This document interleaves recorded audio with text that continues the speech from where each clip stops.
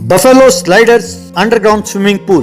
बिलासपुर नाम के गांव में विठल नाम का एक किसान रहता था। उसके दो बेटे थे, आनंद और मिलिंद।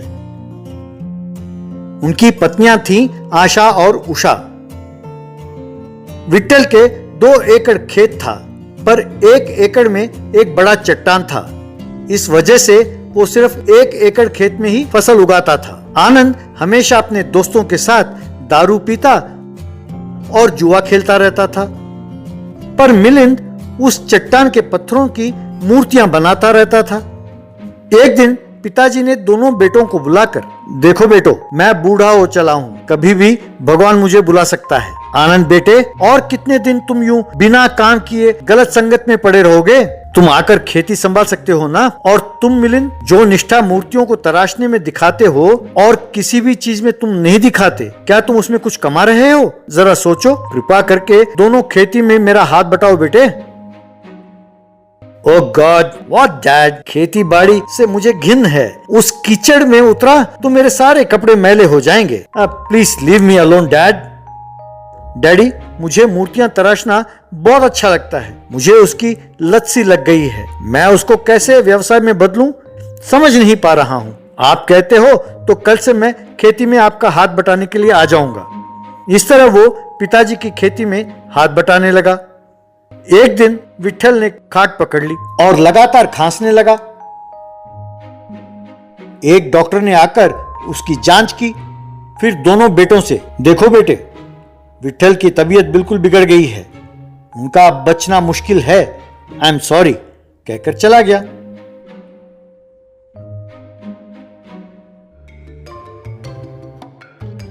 बस, ओह, अगर ये बूढ़ा अभी मरा तो मुझे पैसे कहां से मिलेंगे? ऊपर से जायदाद में आधा मिलिंद को भी देना पड़ेगा। कुछ तरकीब लगाकर सारी जायदाद हड़पना होगा। तब उसकी पत्नी आशा, जी हाँ, कुछ ना कुछ करके जायदाद अपने नाम कर लो। बाद में उसने एक जाली वसीयत बनाया। उसमें पिताजी का हस्ताक्षर भी किया। उसे चुपके से लाकर अलमारी में रखा। 2 दिन बाद विठल का देहांत हो गया। बाद में पिताजी के तस्वीर के पास खड़ा होकर आनंद, ओ डैड, आप हमें छोड़कर चले गए, ये आपने क्या किया डैड? कहकर दुखी होने का नाटक करने लगा। जो हुआ सो हुआ, हम क्या कर सकते हैं? देखिए तो कि बाबूजी ने कोई वसीयत बनाया है कि नहीं। अरे भाभी जी, वैसे भी पिताजी के जाने का शोक मना रहे हैं। इस वक्त वसीयत की बात करना जरूरी है क्या? इसमें गलत क्या है भाई? कभी ना कभी तो जायदाद बांटना ही होगा ना। रुको, अभी देखता हूँ कि कोई वसीयत छोड़ा है कि नहीं। यूं उसने अलमारी खोलकर वसीयत निकाला। बाद में उसे पढ़ने लगा।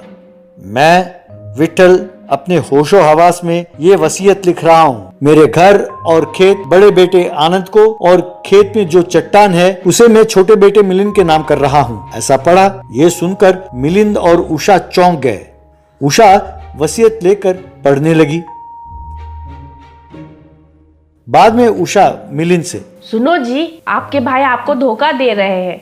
बापूजी तो अनपढ़ थे, वो वसीयत कैसे लिख सकते हैं भला? वो तो अंगूठा लगाते थे, तो उन्हें हस्ताक्षर कैसे किए? हम पंचायत को बुलाते हैं।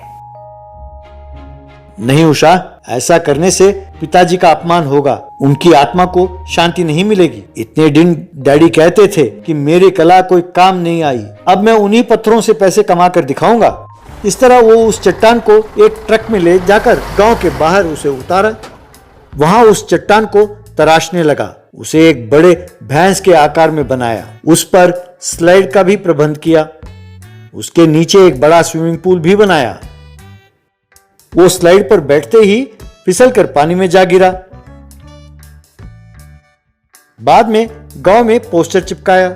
उसमें लिखा था, buffalo underground swimming pool, a very new concept, please visit and enjoy. इस तरह बच्चे और बड़े उस पूल में आने लगे। बच्चे स्लाइड में फिसलकर जाकर पानी में तैरते हुए एंजॉय करने लगे। धीरे धीरे मिलिंद की आमदनी बढ़ने लगी। आनंद अपने व्यसनों के चक्कर में घर और खेत को एक सेठ के पास बेच दिया। जब तक वो पैसे थे, पीता और जुआ खेलता रहा।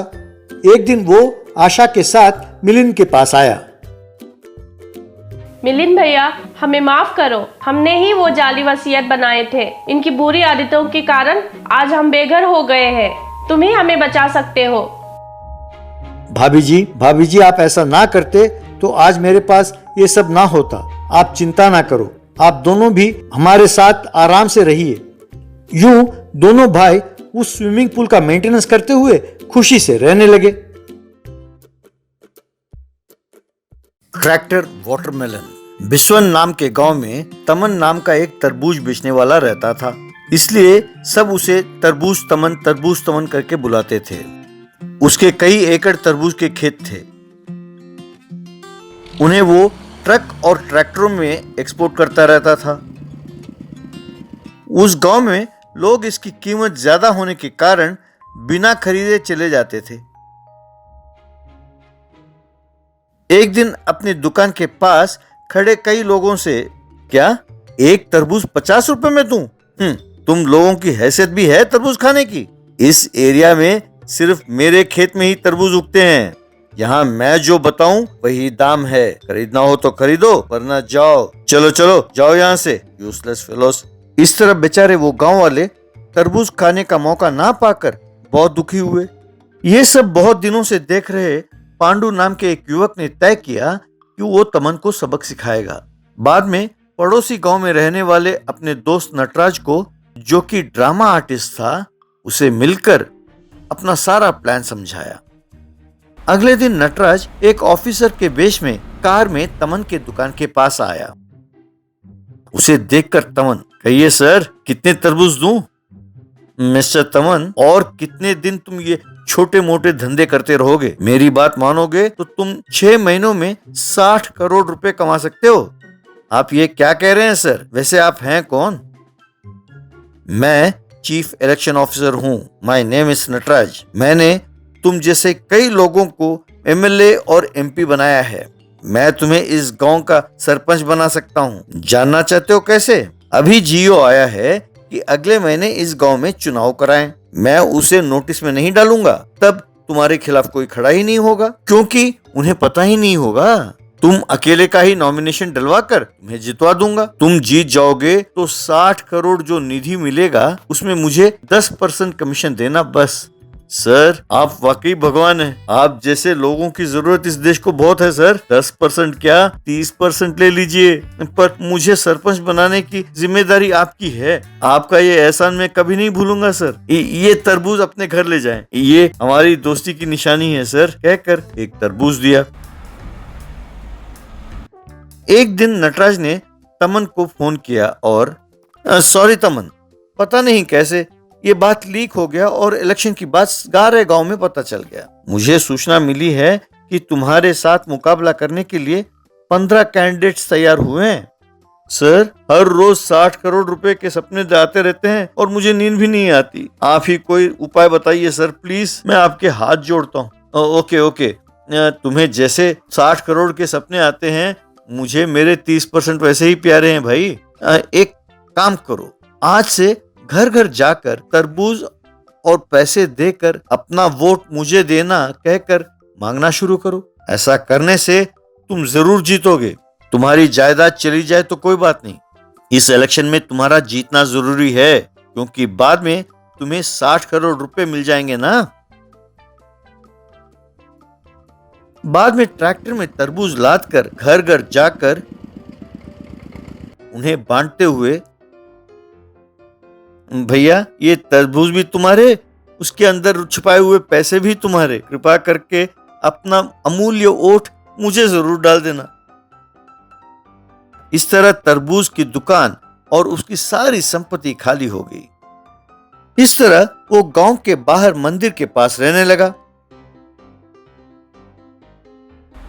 एक दिन नटराज मंदिर के पास आया और एक पेपर दिया और, कंग्रेचुलेशंस तमन, मैंने उन 15 लोगों को नॉमिनेशन भरने से रोक दिया है। ये लो, इस नॉमिनेशन पेपर पर हस्ताक्षर कर दो। अब से इस गांव में तुम ही सरपंच हो, मेरा कमीशन ना भूलना, कहकर चला गया। ये सुनकर तमन बहुत खुश हुआ। हे, मैं ही सरपंच हूँ। अरे, इस गांव का मैं ही सरपंच हूँ। तमन सरपंच तमन हूँ, ए ए कहकर पागलों की तरह नाचने लगा। एक दिन उस गांव में आ रहे एक पुलिस जीप को तमन ने रोका। क्या तुम नहीं जानते कि गांव में आने से पहले मेरी इजाजत लेनी पड़ती है? मैं इस गांव का सरपंच हूँ तमन, यहाँ कुछ भी हो पहले मुझे रिपोर्ट करना होगा। ज्यादा होशियारी दिखाई तो तुम्हारा ट्रांसफर करा दूंगा, इडियट।